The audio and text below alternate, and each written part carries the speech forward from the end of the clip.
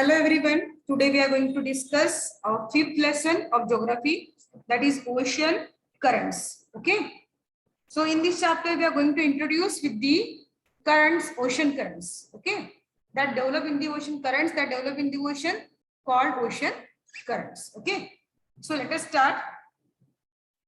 One actually, can you tell is there on page number 29. Okay.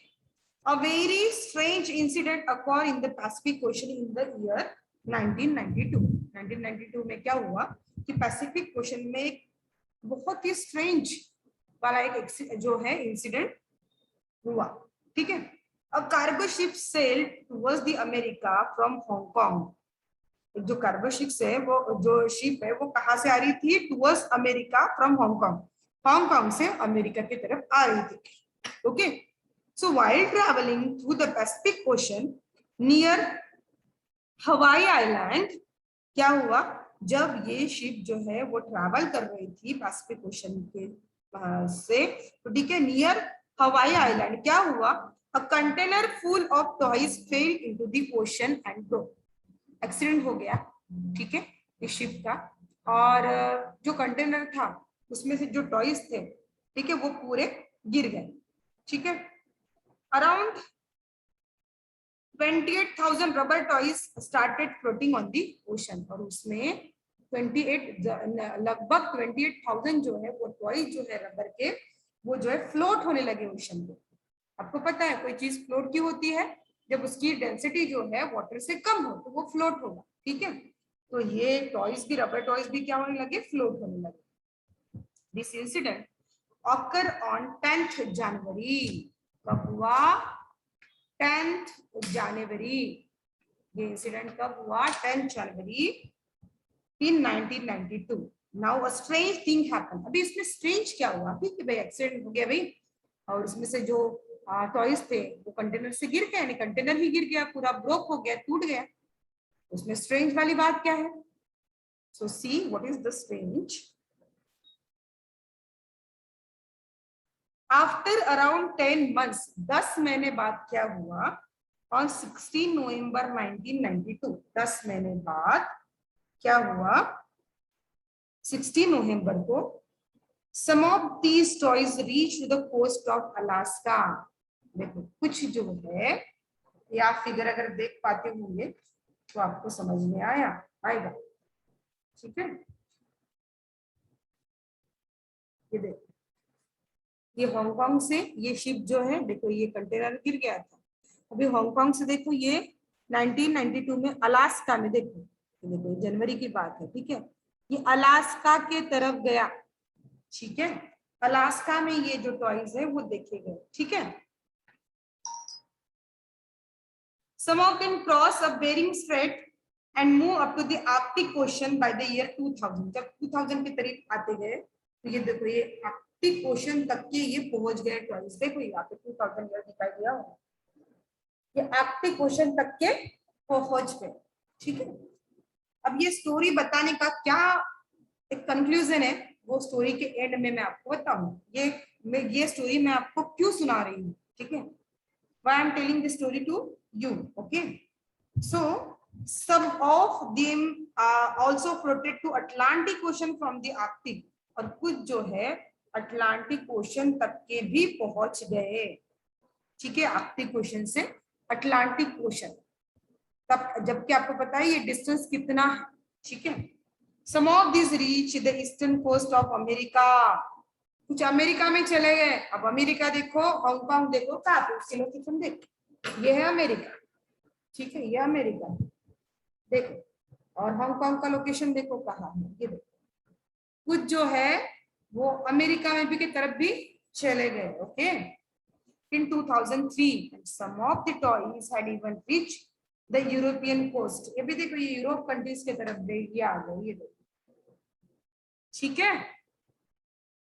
By the year 2007. And from Hawaii Island, some toys took to route to Australia. अभी देखो ये Australia है, यहाँ पे Australian continent नीचे. ठीक है. यहाँ तक के भी ये, यानी ऑस्ट्रेलिया तक के भी चले गए. तो थिंक ओवर इट. कि ये टॉयज इतने दूर दूर तक के कैसे चले गए। जब 2007 आया तो 2007 में ये जो टॉयज है जो हवाई आइलैंड से निकले थे हांगकांग से, वो अभी कहाँ पहुंच गए थे? ऑस्ट्रेलिया। ओके, ये देखो ये टॉय का पिक्चर दिखाया गया है, रबर टॉय देखो। और ये जो है ये रीजन्स दिए हुए, कॉन्टिनेंट की ये डायरेक्शन, ये जो टॉयज की डायरेक्शन दी हुई है और डेट्स लिखी हुई है। ओके, सो ऐसा क्यों हुआ होगा? That answer we will get from this paragraph. Okay, the ocean current can be divided into two parts based on the depth, surface water and deep water. The upper layer extend up to 500 meters from the sea level. Sea level का मैंने आपको in the last lecture only I told you what is meant by sea level. वो सारा ocean का structure है, हमने lesson number 4 में पढ़ा है। ठीक है, तो upper layer extend up to 500 metres from the sea level से 500 मीटर की ऊंचाई तक की अपर लेयर, और बिलो जो है 500 मीटर डेप्थ, 500 मीटर नीचे। Okay, so the region from sea level to the depth of 500 metre is considered to be the surface water. यानी सी लेवल से 500 मीटर डेप्थ का जो एरिया है उसे कहते हैं हम सरफेस वाटर। और sunlight can reach till this depth, और जो सनलाइट पहुंच सकता है वो सिर्फ 500 मीटर की डेप्थ तक के ही पहुंच सकता है। ठीक है, ये यहाँ तक की जो सनलाइट है वो पहुंच पाता है। The movements in this layer occur mainly due to difference in the temperature and salinity. और आपको salinity means what? Salt content अगर ज्यादा हो तो उसे हम सैलिनिटी बोलेंगे, खारा पानी बोलेंगे। ठीक है, और सैलिनिटी और टेम्परेचर ये दोनों इंपॉर्टेंट रोल प्ले करते हैं। ये मूवमेंट किसकी वजह से हुई? टेम्परेचर और सैलिनिटी। ठीक है, so the planetary winds give speed to ocean current. और ये जो हमने लास्ट चैप्टर में विंड्स पढ़े हैं, ठीक है, विंड्स जो पढ़ा है, तो विंड में हमने जो है अभी right now in the last lecture only we have discussed about the winds. ठीक है, sorry, in the 7th standard we have discussed about the winds, planetary winds. ठीक है, ये प्लैनेटरी विंड्स जो है ये किसको स्पीड देती है? ओशन करंट्स को स्पीड अप करती है। Winds means what? The motion of the wind, the motion of the air, the movement of the air is called wind. तो विंड जो है 3 टाइप के होते हैं, प्लैनेटरी विंड, लोकल विंड और सीजनल विंड। तो उसमें के जो प्लैनेटरी विंड्स है, जैसे फॉर एग्जांपल ईस्टर्लीज हुए, वेस्टर्लीज हुए, जो वेस्ट की तरफ मूव होते हैं वो वेस्टर्लीज, जो ईस्ट की तरफ मूव होते हैं वो ईस्टर्लीज, और जो पोलर रीजन की तरफ जाते हैं तो पोलर विंड्स। ये 3 टाइप के विंड्स है। तो इसमें जो पोलर विंड्स है वो इंपॉर्टेंट रोल प्ले करता है। It gives the speed to the ocean currents. Okay, now we will talk about the horizontal or surface ocean current. तो surface ocean current क्या होता है? That we are going to discuss. अब समझ में आया? ये जो टॉयज है ये डिफरेंट रीजन, हांगकांग से डिफरेंट कॉन्टिनेंट तक के कैसे फैल गए? Just because of the ocean currents. Understood? Yes. So the flow on the surface of the ocean moves only 10% of the oceanic water, and the surface flow is considered up to the 500 meter depth. Just now we have talked. Okay. The discharge of water in the ocean is measured in Sverdrup unit, or it is equivalent to. अब देखो ये जो discharge है of water जो है किसका? sea का. Okay. The discharge of water in the ocean is measured in which unit? देखो जैसे हम पानी के लिए लीटर का यूज करते हैं ना, 1 लीटर, 2 लीटर, 1 लीटर की बोतल, 2 लीटर की बोतल। ये जो वाटर डिस्चार्ज है कहाँ का? ओशन का। वो किसमें मेजर किया जाता है? किस यूनिट में मेजर किया जाता है? That is Sverdrup. Okay, and it is equivalent to 1 million cubic metre per second discharge. देखो क्या है इसका यूनिट?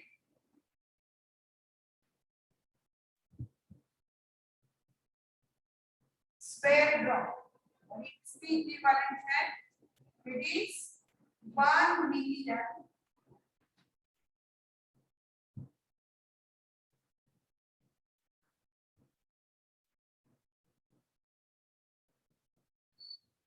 सेंटीमीटर पर सेकंड,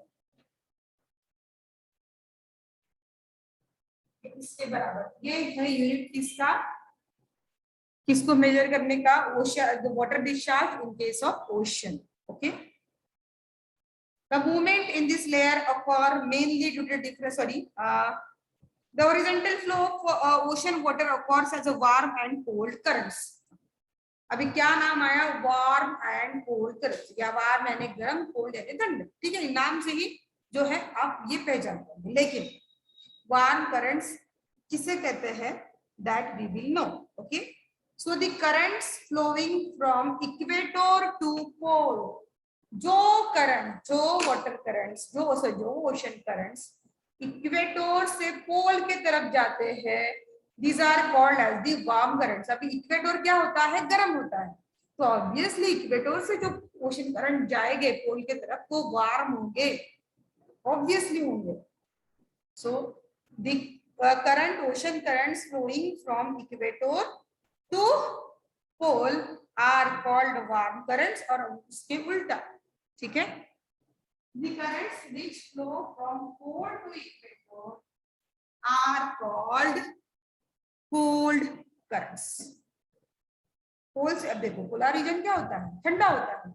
सब जब पोल से अगर इक्वेटर की तरफ करंट जाएंगे तो ऑब्वियसली पोलर से रीजन से निकले हुए जो करंट्स है वो ठंडी होंगे। तो आपको वार्म करंट्स और कोल्ड करंट्स ये समझ में आ गया, इसका मीनिंग समझ में आ गया। Okay,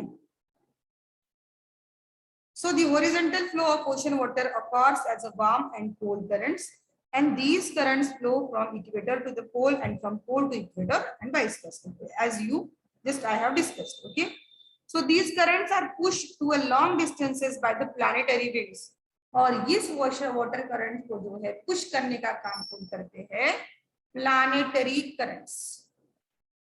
I have told you, अभी right now I told you there are three kinds of planetary winds: the easterlies, westerlies, and polar winds। Okay, so these planetary winds plays an important role in case of pushing the water currents to the long distances। Okay, and as a result the ocean waters flow from equator to pole and from pole to equator। तो ये जो है winds, planetary winds, ये responsible है ocean current को pole to equator to पोल की तरफ जाने के लिए और पोल टू इक्वेटर की तरफ आने के लिए। ओके, सो एक्चुअली ये जो मैप वर्क है हमने पहले भी डिस्कस किया है, लेकिन फिर से ये 5.4 ये जो है हम देख लेते हैं। देखो यहाँ पे जो है इक्वेटोरियल करंट्स ये वगैरह दिया हुआ है, देखो। ठीक है, these are the ocean currents।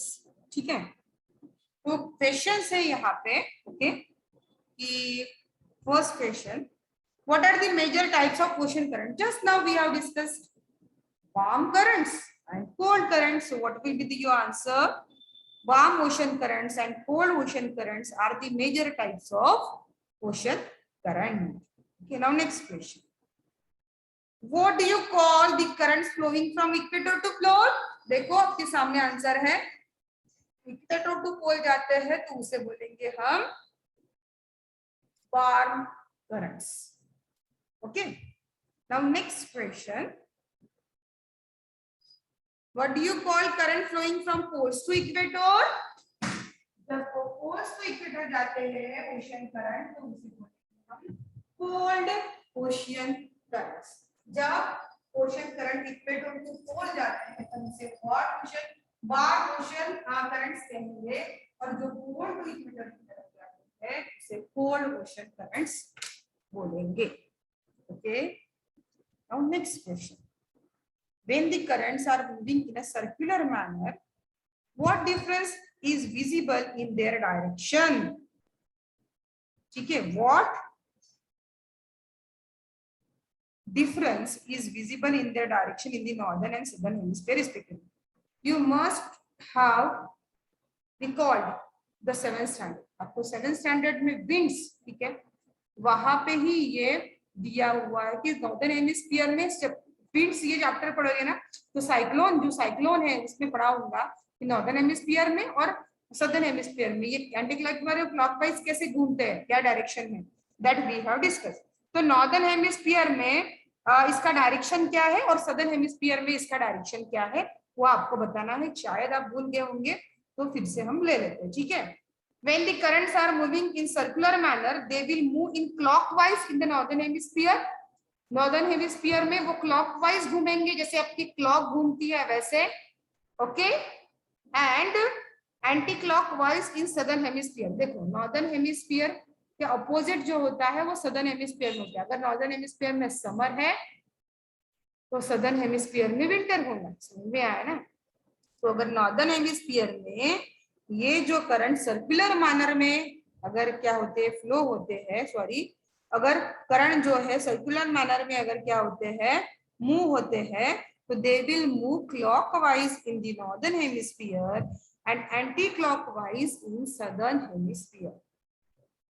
Okay, now next question, what might happen at the places where these two currents meet.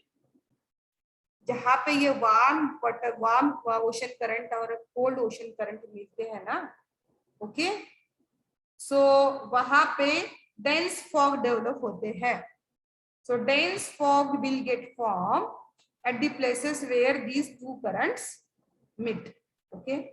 When two different types of current meet along the coast, then what type of human settlement and occupation are seen. देखो warm current जो ये होता है ना, warm current और cold current जब वो मिलता है ना, तो वो जो रीजन होता है जहाँ पे ये वार्म करंट और कोल्ड करंट मीट होता है, वहां पे फिशिंग एक्टिविटी बहुत अच्छे से होती है, फिश अच्छे से ग्रो होते हैं, क्योंकि ना तो वो पानी बहुत ज्यादा ठंडा होता है ना तो बहुत ज्यादा गर्म। जैसे आपका गुनगुना पानी ना तो बहुत गर्म होता है और ना तो बहुत ठंडा। अब जहाँ पे वार्म करंट और वार्म ओशन करंट और कोल्ड ओशन करंट ये दोनों मिलते होंगे, तो वहां का पानी ना तो बहुत ज्यादा कोल्ड होगा ना तो बहुत ज्यादा हॉट होगा। तो ऐसी जो ये है सर्वाइवल के लिए, फिश के सर्वाइवल के लिए ये बहुत अच्छा एनवायरमेंट है। तो इसीलिए आंसर क्या होगा, then two different types of currents meet along the coast, then dense human settlement and fishing occupation are seen. Human settlement के साथ अगर फिशिंग है तो ऑब्वियसली लोग वहां पे एम्प्लॉयमेंट के लिए क्या होंगे, रहेंगे। उनका जो जीवन है वो पूरा फिशिंग के ऊपर चलेगा, तो वहां पे सेटलमेंट भी ज्यादा होंगी या रेडेंस होंगी, एंड ऑक्यूपेशन जो होगा वो मोस्टली फिशिंग होगा, okay. So in this way, we have discussed about the major types of ocean current. We have discussed about the horizontal ocean current, and we have discussed the question answers based on figure number 5.4. Okay. So next question we will discuss in the next lecture. Till then, goodbye everyone. Have a nice day you all.